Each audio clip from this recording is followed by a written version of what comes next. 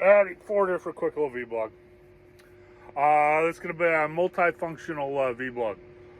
Crypto and guitar. You'll hear the fan and you'll see my hair blow. I don't give a shit. It's really fucking hot here. We're talking, it's like 1 o'clock in the morning. It's 85 fucking degrees outside.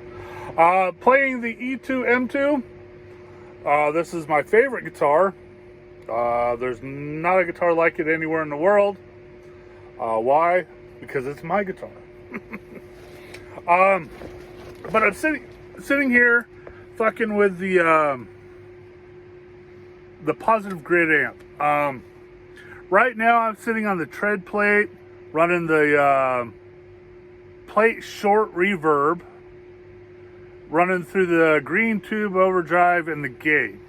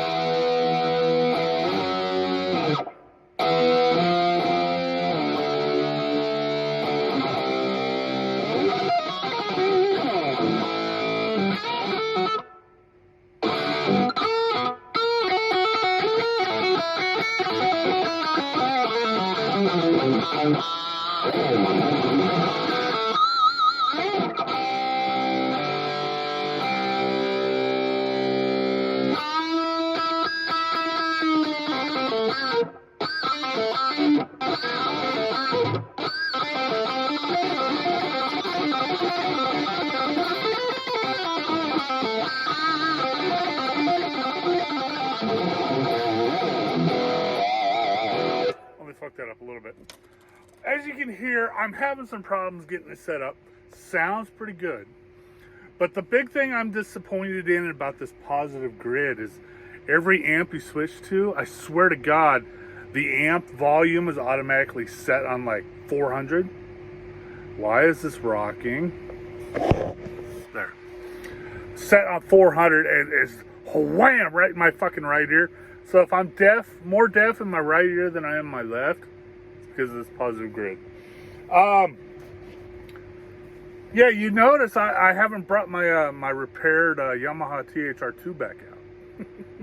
I'm still having fun with this positive grid. And for half the price of a fucking Yamaha THR2, I think I'm going to hold on to this one for a while. Matter of fact, I'm thinking about ordering another one. I really like these amps. There's a lot of features here I got to deal with and try to figure out. But the one, how do I save this? Let's see if I can save. Save as new. Let's try preset name. Test 2. Genre. Metal. Save. Woohoo! We saved it.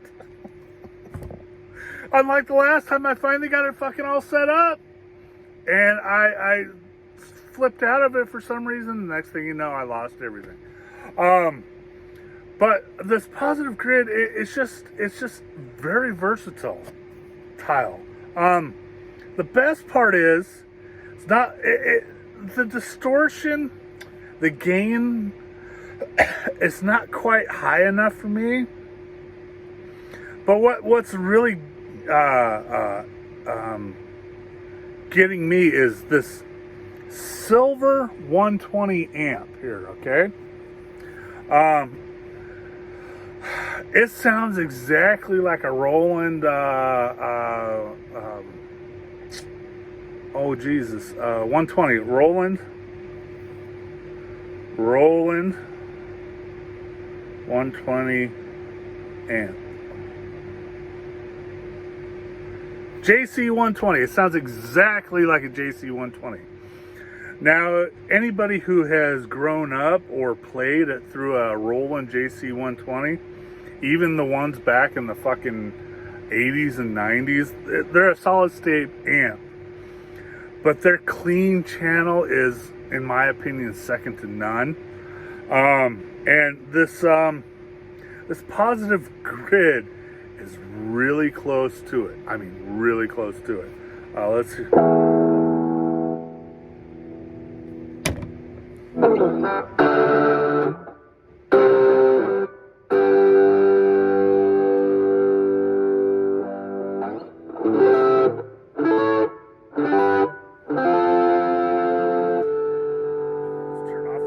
Here.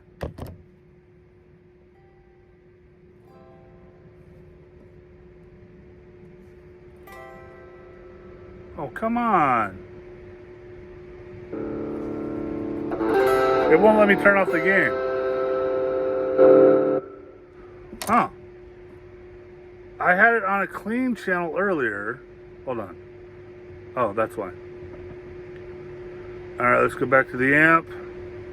Let's turn off the gain.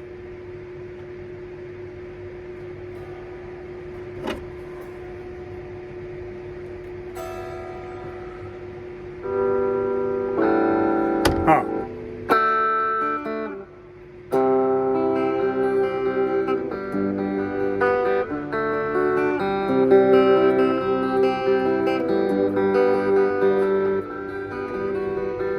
Huh. I'm going to have to redo that one, but I love this silver 120 amp. So with that said, I'm going to move on to the other stuff because I'm taking up way too much time with the guitar. And yes, this is a neck through. Neck through. What year is this? 2015. Or is it 2012? Or is it 2051? I don't know. It's made in Japan. Those Japanese, man, they do weird serial numbers. The next vlog will be with Lefty American Standard Strat 2012, or no, excuse me, American Deluxe Strat. I'm sorry. With that said, crypto. Like I told you guys over the last few weeks, man, there's some deals to be had. Okay. This is not one of those times. I have all of my crypto that I have bought that are quick, they're quick gainers. I sold off. My HODL I have kept, and everything that I view as a quick gainer I have sold off, like Litecoin, ETC, Comp, Avi, BCH, and BSV. Okay, those are all quick gainers that I was trying to show you guys that if you buy it at its lowest at the most recent crash, you will almost always make money as soon as the market comes back. Now, we've had couple of weeks now of a flatline market, okay? It went up, and it went up big. I gained, what, $130, $140 per token on BCH. I made, what did I make? $30, $40 on Litecoin per coin. BSV, I think I made 20. Ethereum, ETC, I made $25 a coin. So, those were quick gainers, and they made money, okay? I've been showing you through the process as what I'm doing, and I've been showing you screenshots. Okay, here's what I've done. BSV is going up, and it kind of flatlined, so I noticed the rest of the market was starting to flatline, so I sold off all, I sold them all off, including Doji the Dougie. I sold them all off. Then I showed you I bought them all back because the price had gone down. And if you notice, you start watching the numbers of the amount of each coin token I have, you notice they're going up. Like right now, if I were to buy back all of those coins, I would have a tiny profit. Not a huge profit, but a tiny profit, and each coin would go up, in the amount that I own. That's what I've been trying to show you. It's real hard to try to type that kind of shit on Twitter, because you got what, 200 characters. I don't know, whatever. And but you should be able to get the gist. Now, I noticed the market was starting to get floppy when they announced that the Feds did their first interest rate hike. They hiked at 0.25%. On the grand scheme of things, that's not very much. That's not very much at all. Although it did spark my credit card company to send me an email telling me that the prime rate went up. Now, if you don't know what the prime rate is, Google it. And if you were stupid enough at all to buy a house with a variable rate mortgage, I definitely recommend looking that up. But I'll get back to that in a second, okay? The prime rate went up. My credit card company sent me that. Oh, okay, 0.25%. Well, upon that news, stocks just damn near every stock went red. Now, that was a sign to me. Okay, things are starting to slow down here. I think we're coming up on the end of a crypto cycle. We're definitely coming up on the end of a stock market cycle. So I sold off almost all of my penny stocks at a profit. Now, it wasn't the profit I was looking for. You know, I think I was looking to get at least $1 out of each one. And, you know, some penny stocks I paid 30 cents for. Some penny stocks I paid 50 cents for. But the average profit I made on each one of those penny stocks was 25 cents. You know, it's not a lot. I was looking for higher, but if the markets are going down, I'm not going to hold those penny stocks unless they're a company I have some sort of faith in, like EVFM. Look it up. I have a little bit of faith in them. I hold on to Orogenics. That when I started this 2 years ago, that was the very first stock I bought. And I've always held between 20 and 200 of those stocks. I don't see the company is making a profit anytime soon.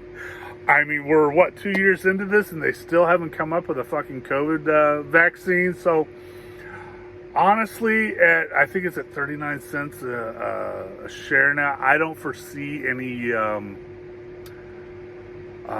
reachable gains on that stock, if any, anytime soon. Matter of fact, I'll almost bet you they're going to do a stock split, unless the company goes belly up, which is possible. I mean, what can I say, man? I'm a sucker for,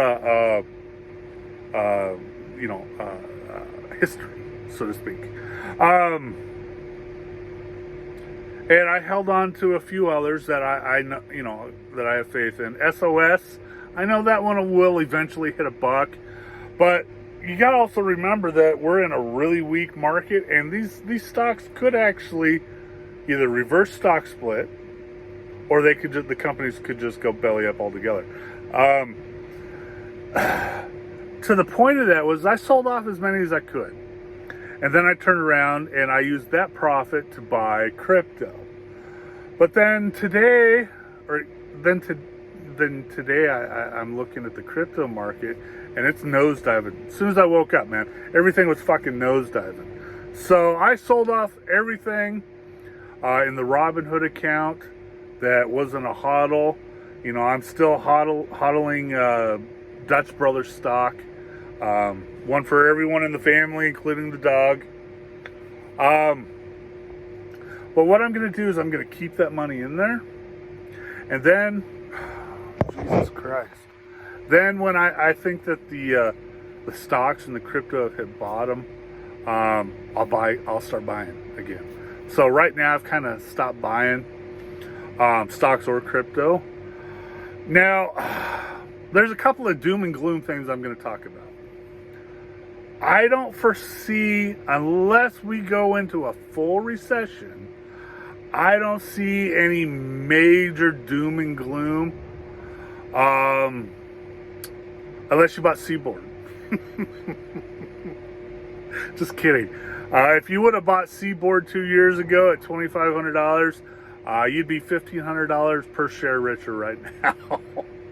that share is sitting at $4,000. If that splits, I'm buying as many as I can afford. Just like I'm buying the Amazon split. I heard a rumor. I don't know if it's true. I haven't looked it up yet. I heard Tesla is going to split again.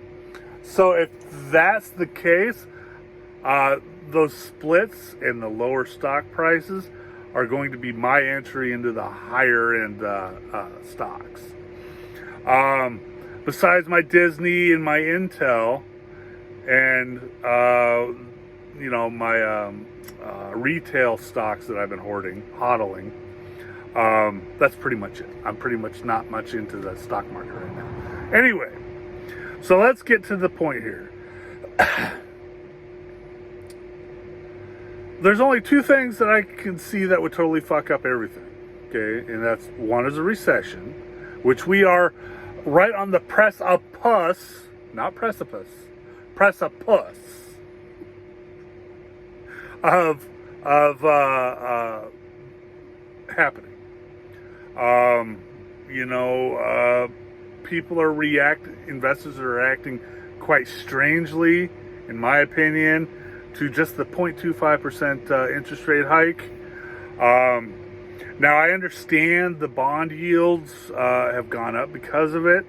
I understand they're running to those because that's guaranteed money. But we're gonna have to see how this goes over time. The other thing is I am not a real estate guy. I am not an expert at it. I barely know anything about it. But I do know this. I survived the 2008 recession. And I know there was a big boom in the market over the last year or so. And, well, shit, even my house has doubled in value, since I bought it. And I think a a year ago or so, I said, if you're looking for a house, I'd hold off. This is that time you might be wishing you had held off. I foresee that as long as not a lot of people got adjustable rate mortgages, I think we might be okay in the housing market. But I don't know any of the stats, so I have no idea if a lot of people got adjustable rate mortgages, which, in my opinion, I don't even know why they're offered. If you buy a house or if you bought in a house recently and you did get an adjustable rate mortgage, I would highly recommend flipping that to a 30-year or a 15-year. Adjustable rate mortgages, in my opinion, are bad. And as you see, what are we at? 2.25 or 2.5% interest rate. As things start to go up, your monthly payment goes up, and pretty soon, the interest rate's at 8%, and that's a far cry from 2.25%, and you're paying out the wazoo just in interest because you got an adjustable rate mortgage. That's your silly stupid.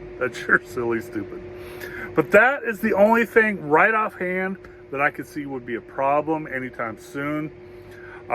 We just kind of ride it out and see how it goes. I hope there was a little bit of information here.